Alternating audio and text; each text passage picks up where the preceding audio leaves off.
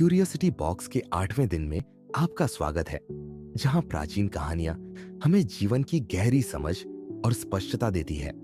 Denver एक युवा था जिसके पास बहुत सारे सपने थे, लेकिन उन्हें पूरा करने के लिए अनुशासन नहीं था। हर रात वह खुद से वादा करता कि वह सुबह जल्दी उठेगा और अपने लक्ष्यों पर काम करेगा, लेकिन हर सुबह वह स्नूज बटन दबाकर सोता रहता। वह पढ़ना चाहता था, व्यायाम करना चाहता था और नई कौशल सीखना चाहता था, लेकिन ध्यान हमेशा भटक जाता। वह उन लोगों की प्रशंसा करता था जो अनुशासित और केंद्रित रहते थे, लेकिन समझ नहीं पाता था कि वे ऐसा कैसे करते हैं। एक दिन अपनी असफलताओं से थककर डेनवर पहाड़ों के बीच एक मठ में पहुंचा।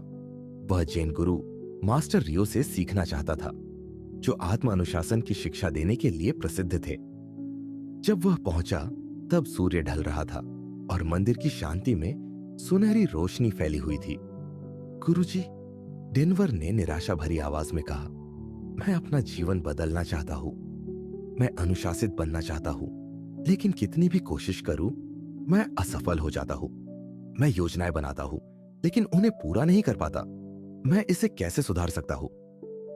मास्टर रियो ने उसे कुछ देर तक देखा और बस इतना कहा, मेरे साथ चलो।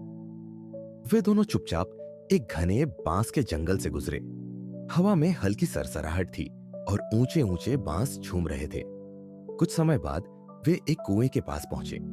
गुरुजी ने कुएं से एक भारी लकड़ी की बाल्टी में पानी भरा और डेनवर को पकड़ा दी। इसे उठाकर ले चलो, गुरुजी ने कहा। डेनवर ने बाल्टी उठाई और उसके भारीपन से चौंक गया।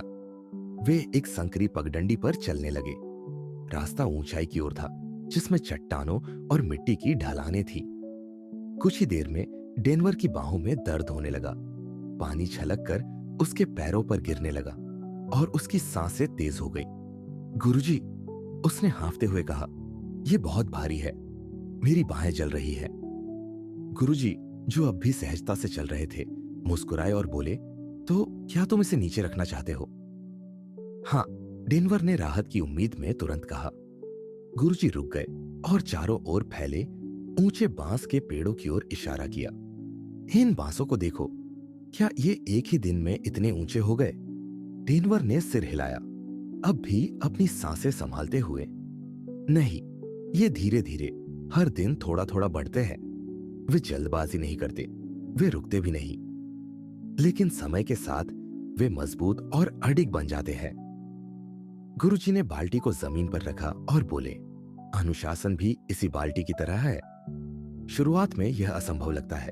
तुम्हारा मन विरोध करता है, तुम्हारा शरीर शिकायत करता है, लेकिन अगर तुम रोज थोड़ा थोड़ा अभ्यास करो तो तुम्हारी ताकत बढ़ती जाएगी और एक दिन जो कभी भारी था वह हल्का लगने लगेगा।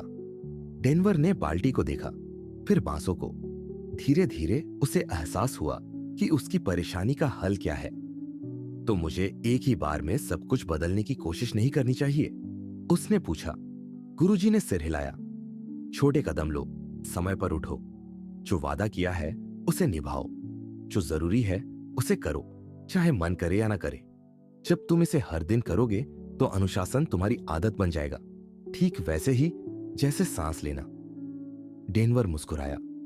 इस बार बोझ उसकी बाहों से नहीं बल्कि उसके दिल से हट चुका था। उस दिन से उसने त्वरित परिणामों की चाह छोड़ दी और धैर्यपूर्वक रोज अभ्यास करने की राह पकड़ ली, बांस की तरह जो धीरे धीरे आसमान की ओर बढ़ता है। तो अब आपने इस कहानी से क्या सीखा? अनुशासन खुद को रातों रात परिपूर्ण बनाने के बारे में नहीं है।